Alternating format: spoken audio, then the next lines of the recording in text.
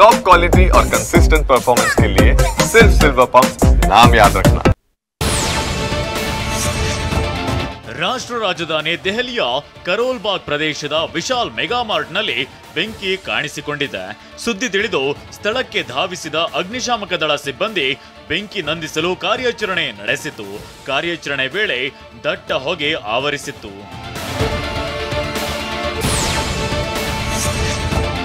BJP ಜಾತ್ಯತೀತ ಪಕ್ಷ, ಕಾಂಗ್ರೆಸ್ ಅತ್ಯಂತ ಕೋಮುವಾದಿ ಪಕ್ಷವಾಗಿದೆಯಂತ ಕೇಂದ್ರ ಅಲ್ಪಸಂಖ್ಯಾತ ವ್ಯವಹಾರಗಳ ಸಚಿವ ಕಿರಣ್ ರಿಜಿಜು ಹೇಳಿದ್ದಾರೆ.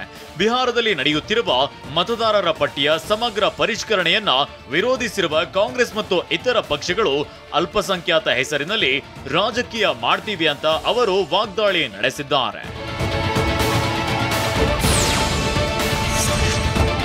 ನ್ಯಾಯಮೂರ್ತಿಗಳ ನೇಮಕಕ್ಕೆ ಶಿಫಾರಸು ಮಾಡುವ ಕೊಲಿಜಿಯಂ ವ್ಯವಸ್ಥೆಯಲ್ಲಿ ಸಂಪೂರ್ಣ ಪಾರದರ್ಶಕತೆ ತರಲಾಗುವುದು ಅಂತ ಸುಪ್ರೀಂ ಕೋರ್ಟ್ ಮುಖ್ಯ ನ್ಯಾಯಮೂರ್ತಿ ಬಿಆರ್ ಗವಾಯಿ ಹೇಳಿದ್ದಾರೆ.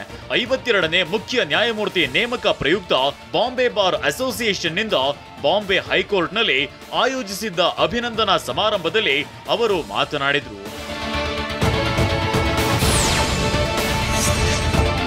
ದೇಶದಲ್ಲಿ ಕೇವಲ 5-6 ಪ್ರದೇಶಗಳಿಗೆ ನಕ್ಸಲ್ ಚಟುವಟಿಕೆ ಸೀಮಿತವಾಗಿದೆ. ಮುಂದಿನ ವರ್ಷ ಮಾರ್ಚ್ 31ರೊಳಗೆ ಭಾರತವನ್ನ ನಕ್ಸಲ್ ಮುಕ್ತ ದೇಶವನ್ನಾಗಿಸಲು ಸರ್ಕಾರ ನಿರ್ಧರಿಸಿದೆ ಅಂತ ಕೇಂದ್ರ ರಕ್ಷಣಾ ಸಚಿವ ರಾಜನಾಥ್ ಸಿಂಗ್ ಹೇಳಿದ್ದಾರೆ. ಹೈದರಾಬಾದ್ನಲ್ಲಿ ಸ್ವಾತಂತ್ರ್ಯ ಹೋರಾಟಗಾರ ಅಲ್ಲೂರಿ ಸೀತಾರಾಮ್ ರಾಜು ಅವರ 128ನೇ ಜನ್ಮ ದಿನೋತ್ಸವ ಕಾರ್ಯಕ್ರಮದಲ್ಲಿ ಮಾತನಾಡಿದ ಅವರು, ನಕ್ಸಲ್ ತಾಣಗಳೀಗ ಶಿಕ್ಷಣ ತಾಣಗಳಾಗಿ ಬದಲಾಗುತ್ತಿದೆ ಅಂತ ಹೇಳಿದ್ದಾರೆ. ಟೆಸ್ಟ್ ಕ್ರಿಕೆಟ್ನಲ್ಲಿ ಶುಭ್ಮನ್ ಗಿಲ್ ದಾಖಲೆ ಪ್ರದರ್ಶನ ನನಗೆ ಅಚ್ಚರಿಯೇನಲ್ಲ ಅಂತ ಗಿಲ್ ಬಾಲ್ಯದ ಕೋಚ್ ಸುಖ್ವೀಂದರ್ ಟಿಂಕು ಹೇಳಿದ್ದಾರೆ. ದೊಡ್ಡ ಆಟಗಾರನಾಗುವ ಸಾಮರ್ಥ್ಯವನ್ನ ನಾನು ಅವರಲ್ಲಿ ಆಗಲೇ ಕಂಡಿರುವೆ. ಇದು ಅವರ ಆರಂಭ. ಅವರು ಹೆಚ್ಚಿನ ದಾಖಲೆಗಳನ್ನ ಮಾಡುತ್ತಾರೆ ಅಂತ ಹೇಳಿದ್ದಾರೆ. ಅಮೆರಿಕದ ಸುಂಕ ಹೆಚ್ಚಳ ಬೆದರಿಕೆಗೆ ಸೆಡ್ಡು ಹೊಡೆಯಲು ಮುಂದಾಗಿರುವ ಭಾರತ ತಾನು ಪ್ರತಿ ಸುಂಕ ವಿಧಿಸುವ ಪ್ರಸ್ತಾವನೆ ಮುಂದಿಟ್ಟಿದೆ.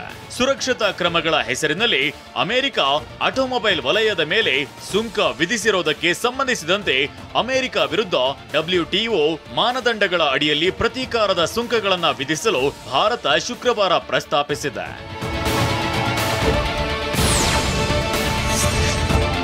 ಲಷ್ಕರ್ ಎ ತೊಯ್ಬಾ ಮುಖ್ಯಸ್ಥ ಹಫೀಜ್ ಸಯೀದ್ ಆಪ್ತ ಸಹಚರ ಮತ್ತು ಭಯೋತ್ಪಾದಕ ಮುಫ್ತಿ ಹಬೀಬುಲ್ಲಾ ಹಕ್ಕಾನಿಯನ್ನ ಪಾಕಿಸ್ತಾನದ ದಿರ್ನಲ್ಲಿ ಮುಸುಕುಧಾರಿಗಳು ಗುಂಡಿಕ್ಕಿ ಕೊಂದಿದ್ದಾರೆ ಅಂತ ವರದಿಯಾಗಿದೆ.